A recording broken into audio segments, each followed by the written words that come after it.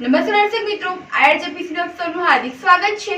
હું છું આપની જાણી મકવાણા। જાણતો કરતા પહેલા નજર કરી સાથે મુખ્ય સમાચાર પર।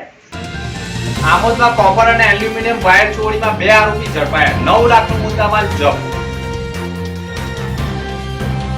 દેવસુતી એકાદશથી નદી અને દરિયાના સંગમ સ્થળે માછીમારોએ કર્યું મુહૂર્ત, 4 મહિના સિઝનમાં કરશે માછીમારી। ઝઘડિયાની ઇન્દોર ગ્રામ પંચાયતની ગેરરીતિઓના આક્ષેપ સાથે જિલ્લા કલેક્ટર કચેરી ગુંજી, ગ્રામજનોએ પાઠવ્યું આવેદન। જંબુસર તાલુકાના વાડ અને પાંચ પીપળા ગામના ગ્રામજનો દ્વારા મળેલી રજૂઆતના પગલે ગુજરાત પ્રદેશ કોંગ્રેસ સમિતિના મહામંત્રી સંદીપ માંગરોલાના નેતૃત્વમાં કોંગ્રેસના નેતાઓ અને કાર્યકરો દ્વારા જનતા રેડ કરવામાં આવી હતી। જનતા રેડ દરમિયાન ગામના લોકો અને સરકારી ડેટા વચ્ચે ગંભીર ભ્રષ્ટાચાર સામે આવ્યો હોવાનો આક્ષેપ થયો છે। મૃત્યુ પામેલા લોકોના નામે મનરેગા હેઠળ જ કામ બતાવાયું છે અને તેમના નામે જ ભ્રષ્ટાચાર કરવામાં આવ્યો છે। જોબ વર્ક ધારકોને કામ કરતા બતાવી ખોટા ખાતામાં રકમ જમા થઈ અને કેશ ગૂગલ પે દ્વારા સરપંચ અને તલાટીએ પૈસા પણ ઉપાડી લીધા છે। ડેલિગેશન ગ્રામ પંચાયતમાં પહોંચતા તલાટી અને સરપંચ તાળું મારી સ્થળ ઉપરથી ફરાર થયા હોવાનો આક્ષેપ કર્યો છે। કોંગ્રેસના નેતાઓ સુલેમાન પટેલ, શેરખાન પઠાણ, સુરેશ કડોદરા, ભૂપેન્દ્ર ડાયમા, ભારત ગોહિલ, દિલીપ પટેલ, અશોક જાંબુ, અયુબ પટેલ સહિતના મોટી સંખ્યામાં કાર્યકરો જોડાયા હતા। સંદીપ માંગરોલાએ જિલ્લા વિકાસ અધિકારીને તત્કાલ અધિકારીઓ અને કર્મચારીઓને સસ્પેન્ડ કરવાની માંગ કરી છે। ડીઆરડીએ અધિકારીઓએ પણ સ્વીકાર્યું કે સ્થળ પરથી કાચા પુરાવા મળ્યા છે અને આધાર પુરાવા સાથે ડીઆરડીએ કચેરીમાં કાર્યવાહી માટે માહિતી આપવામાં આવશે અને પોલીસે પણ ગુનો દાખલ કરવામાં આવશે તેમ પણ જાણવા મળ્યું છે। આમોદ સ્વામિનારાયણ સ્કૂલ ખાતે ગત રોજ સાંજના એક રાષ્ટ્ર એક ચૂંટણી સંદર્ભે જંબુસર વિધાનસભાનું પ્રબુદ્ધ નાગરિક સંમેલન યોજાયું હતું, જેમાં મોટી સંખ્યામાં ભાજપના કાર્યકરો, ભાઈ બહેનો, યુવાનો ઉપસ્થિત રહ્યા હતા। ભારત માતાની છબીને દીપ પ્રાગટ્ય કર્યા બાદ કાર્યક્રમની શરૂઆત થઈ હતી। સૌપ્રથમ જંબુસર તાલુકા ભાજપ પ્રમુખ ફૂલદીપસિંહ યાદવે સ્વાગત પ્રવચન કરી મહેમાનોને આવકાર્યા હતા। મહેમાનોનું પુષ્પગુચ્છ આપી સ્વાગત કરાયું હતું। ભરૂચ જિલ્લા ભાજપ પ્રમુખ પ્રકાશ મોદીએ પણ કહ્યું હતું કે દુનિયાના અનેક દેશો જેવા કે Pakistan, Nepal, Sweden, Indonesia, Brazil બધા જ દેશોમાં એક જ સમયમાં ચૂંટણી થાય છે। સરકારી નાણાં, સરકારી મશીનરીનો ઉપયોગ થતો અટકે છે અને વારંવારની ચૂંટણીઓને કારણે નાણાં, સમય અને માનવ સમયનો વ્યય થાય છે। વારંવાર થતી ચૂંટણીને કારણે લાગુ પડતી આચારસંહિતાને કારણે વિકાસની ગતિ ધીમી પડી જાય છે। ધારાસભ્ય ડીકે સ્વામીએ પણ કહ્યું હતું કે ભારત દેશ આઝાદ થયો ત્યારબાદ વન નેશન વન ઇલેક્શન ચાલતું હતું, પરંતુ કોંગ્રેસના શાસનમાં વ્યવસ્થા પડી ભાંગી હતી। એક ચૂંટણી યોજાય તો સરકારી નાણાંનો દેશના વિકાસના ઉપયોગ થઈ શકે છે। તેમજ માર્મિક ટકોરો કરતાં કહ્યું હતું કે વન નેશન વન ઇલેક્શનના કારણે વ્યસનો પણ ઘટશે। વન નેશન વન ઇલેક્શનના મુખ્ય વક્તા અને ડાંગ જિલ્લાના પ્રભારી રાજેશ દેસાઈએ પણ ઉપસ્થિત રહી માહિતી આપી હતી। આમોદ નજીક રોઝા ટંકાળિયા ગામ પાસે કોપર અને એલ્યુમિનિયમના વાયર ચોરી કરતી ટોળકીનો ભાંડો ફૂટ્યો છે।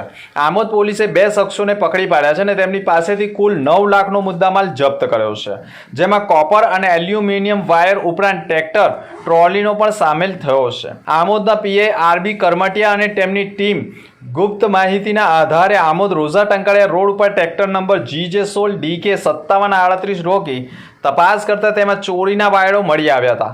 પોલીસે ઘટના સ્થળેથી ઉસ્માન ગની આદમ ડેલાવાળા રહે રોઝા ટંકાળિયા બજારી સ્ટ્રીટ આમોદ અને આસિફ અબ્દુલ હસન ભીખા વોરા પટેલ રહે આછોદ ગામ બસ સ્ટેન્ડ આમોદને ઝડપી પાડ્યા હતા।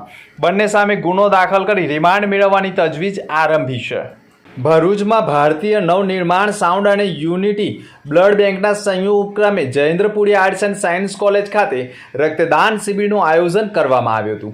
શિબિરમાં મોટી સંખ્યામાં વિદ્યાર્થીઓએ ઉત્સાહપૂર્વક ભાગ લઈને માનવ સેવા માટે રક્તદાન કર્યું હતું। વિશેષ ઉલ્લેખનીય છે કે જયેન્દ્રપુરી કોલેજ દર વર્ષે નિયમિત રીતે રક્તદાન શિબિરનું આયોજન કરે છે અને આ વર્ષે પણ તે પરંપરાને આગળ વધારતા કાર્યક્રમ સફળતાપૂર્વક યોજાયો હતો। આ પ્રસંગે સંકલ્પ ફાઉન્ડેશનના સંજય તલાટી, ભાજપ યુવા મોરચાના પ્રમુખ વૃષભ પટેલ, કોલેજના આચાર્ય નીતિન પટેલ તેમજ કોલેજ સ્ટાફની ઉપસ્થિતિ રહી હતી। ડોક્ટરો દ્વારા વિદ્યાર્થીઓને રક્તદાનના મહત્વ વિશે માહિતગાર કરવામાં આવ્યા હતા અને તેમને માર્ગદર્શન આપવામાં આવ્યું હતું, જેનાથી વિદ્યાર્થીઓમાં રક્તદાન માટે વધુ જાગૃતિ પ્રસરી હતી। આજે તારીખ 17 જુલાઈ 2025 અત્રેની Shri Jayendrapuri arts and science college, Bharatiya Navnirman સંઘ અને યુનિટી બ્લડ બેંક આયોજિત આજનો જે બ્લડ ડોનેશન કાર્યક્રમ અમારી કોલેજમાં અહીંયા થાય છે. વિદ્યાર્થીઓ મોટી સંખ્યામાં ઉત્સાહિત થયા છે બ્લડ ડોનેટ કરવા માટે, અને દર વર્ષની જેમ આ વર્ષે પણ બ્લડ ડોનેશન કેમ્પનું અત્રેની Shri Jayendrapuri arts and science કોલેજમાં કર્યું છે. તો દર વર્ષની જેમ આ વર્ષે પણ વિદ્યાર્થીઓમાં ઉત્સાહ છે અને મોટી સંખ્યામાં બ્લડ ડોનેટ કરવાનું ચાલુ જ છે. અને અહીંયા બ્લડ અંગેની જાગૃતિ વિશે પણ કહેવામાં આવ્યું ડોક્ટરોની ટીમ દ્વારા. બ્લડ ડોનેશનનું શું મહત્વ છે એ વિદ્યાર્થીઓમાં અવેરનેસ લાવવાની જરૂર હતી, અને એના ભાગરૂપે આજે આ કાર્યક્રમ યોજાયો છે. ભરૂચ જિલ્લામાં દેવસુતી એકાદશીનું શુભ મુહૂર્ત ભરૂચ જિલ્લાના ભાડભૂત ગામે વસતા માછીમારો સહિત નર્મદા નદીના કાંઠા વિસ્તારમાં આવેલા માછીમારોએ ચોમાસાની સિઝનમાં માછીમારીના વ્યવસાયની શરૂઆત કરતા પહેલા નર્મદા મૈયા અને દરિયાદેવનું પૂજન કરતા હોય છે. જેમાં ભરૂચ જિલ્લાના નર્મદા અને દરિયા સંગમ સ્થળ એવા ભાડભૂત ખાતે માછીમારોએ પણ 151 મીટરની ચૂંદડી ઉત્તર દક્ષિણ કિનારા સુધી અર્પણ કરી દૂધનો અભિષેક કરી અબીલ ગુલાલ છાંટી શ્રીફળ વધેરી માછીમારીના વ્યવસાયની શરૂઆત કરી હતી. અને ચોમાસાની સિઝન સાગર પુત્રો માટે લાભદાયક રહે, હિલ્સા માછલીનું મોટા પ્રમાણમાં ઉત્પાદન રહે અને માછીમારોને રોજગારી મળી રહે તેવી પ્રાર્થનાઓ કરવામાં આવી હતી. ભાડભૂત સહિત વિવિધ નર્મદા નદીના કાંઠે આવેલા ગામોના માછીમારો દેવસુતી એકાદશીના દિવસથી સવારથી જ નર્મદા મૈયાના વિશેષ પૂજન અર્ચન કરી ભજન મંડળી સાથે હજારો લીટર દૂધનો અભિષેક કરી નર્મદા મૈયાની વિશેષ પૂજા અર્ચના આરતી કરી હતી અને માછીમારીના વ્યવસાયનો પ્રારંભ કર્યો હતો. આ સિઝનમાં માછીમારીનો વ્યવસાય ચોમાસાની સિઝનમાં સૌથી વધુ ફળદ્રુપ સાબિત થાય છે. એટલા માટે ચોમાસાના 4 મહિના પહેલા સિઝનની શરૂઆત થવાની હોય તે સમયે બોટ અને નાવડીઓ પણ તૈયાર કરી દેવાતી હોય છે. પરંતુ ઘણા માછીમારો એવા પણ છે કે રોજગારી મેળવવા માટે નાવડી કે બોટ ન હોય છતાં પણ માછીમારી કરતા હોય છે. ઘણા માછીમારો સૌથી પ્રખ્યાત હિલ્સા માછલી માટે જોખમી રીતે પણ માછીમારી કરે છે અને સૌથી મોંઘી હિલ્સા માછલી હોય છે. ઘણા આદિવાસી માછીમારો સહિત અન્ય જેનો આ વ્યવસાય નથી તેવા લોકો પણ ચોમાસાના 4 મહિના માછીમારી કરી રોજગારી મેળવતા હોય છે અને જોખમી રીતે માછીમારી કરતા હોય છે.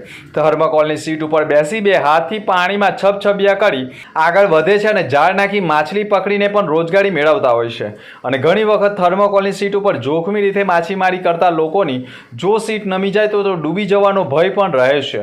અને નર્મદા નદીમાં મગરોના ભય વચ્ચે પણ જોખમી રીતે માછીમારી કરી પેટીયું રડી રહેતા હોય છે. ભરૂચ જિલ્લા કલેક્ટરને આવેદનપત્ર પાઠવવામાં આવ્યું હતું, જેમાં માહિતીનો અધિકાર અધિનિયમ 2005 હેઠળ મેળવેલ દસ્તાવેજો દ્વારા ગેરરીતિઓ સામે આવી છે, જે ગામના પશુપાલકો અને ખેડૂતોની આજીવિકાને ગંભીર નુકસાન પહોંચાડે છે. 9/5/2025ના રોજ ઇન્દોર ગ્રામ પંચાયતે એક સામાન્ય બેઠકને ગ્રામસભા તરીકે ખપાવી. આ બેઠકની જાણ ફક્ત સરપંચના અંગત લોકોને તત્કાલ ધોરણે આપવામાં આવી અને ગામના મોટા ભાગના લોકોને અજાણ રાખવામાં આવ્યા. બેઠક ગ્રામ પંચાયતના મકાનને બદલે નવી વસાહતના ખૂણે ખાંચે યોજાઈ અને તેમાં ફક્ત રામ જન્મભૂમિ દર્શન સહાય યોજનાની ચર્ચા થઈ. ગામના મહત્વના મુદ્દાઓ જેમ કે ગૌચરની જમીનની ચર્ચા ગામ લોકો સમક્ષ થઈ નહીં. ગેરહાજર લોકોની ખોટી સહીઓ કહીને ખોટા ઠરાવો લખવામાં આવ્યા. સરપંચ, તલાટી અને સભ્યો જાહેર હિતનો ખોટો અડંબર કરીને ઠરાવો લખેલા છે, જેમાં ખાનગી એકમને ફાયદો પહોંચવા જમીનની પણ ફાળવણી કરવામાં આવી છે, પરંતુ આથી ગામના લોકોને કોઈ જ ચોક્કસ લાભ થવાનો નથી. ઇન્દોર ગામથી વેલુ ગામનું અંતર 5 થી 7 કિલોમીટર જવા આવવાનું છે. 10 થી 14 કિમીનું દૂર અંતર થઈ જાય છે. પશુઓને ચારણ માટે દૂરની જમીને લઈ જવા લાવવા પડશે. ખાસ કરીને વૃદ્ધો અને મહિલાઓ માટે પણ આટલા કિલોમીટર પશુઓને પોતે ચાલતા જવું પડે તેવું લાગી રહ્યું છે. આ ગેરરીતિઓ આરટીઆઈના પુરાવામાં સામે આવતા જ કલેક્ટરને આવેદનપત્ર પાઠવી તપાસની માંગ કરાઈ છે. આજના મુખ્ય સમાચાર પર ફરી એક નજર.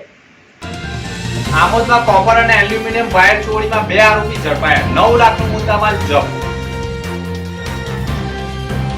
દેવસુતી એકાદશથી નદી અને દરિયાના સંગમ સ્થળે માછીમારોએ કર્યું મુહૂર્ત. 4 મહિના સિઝનમાં કરશે માછીમારી.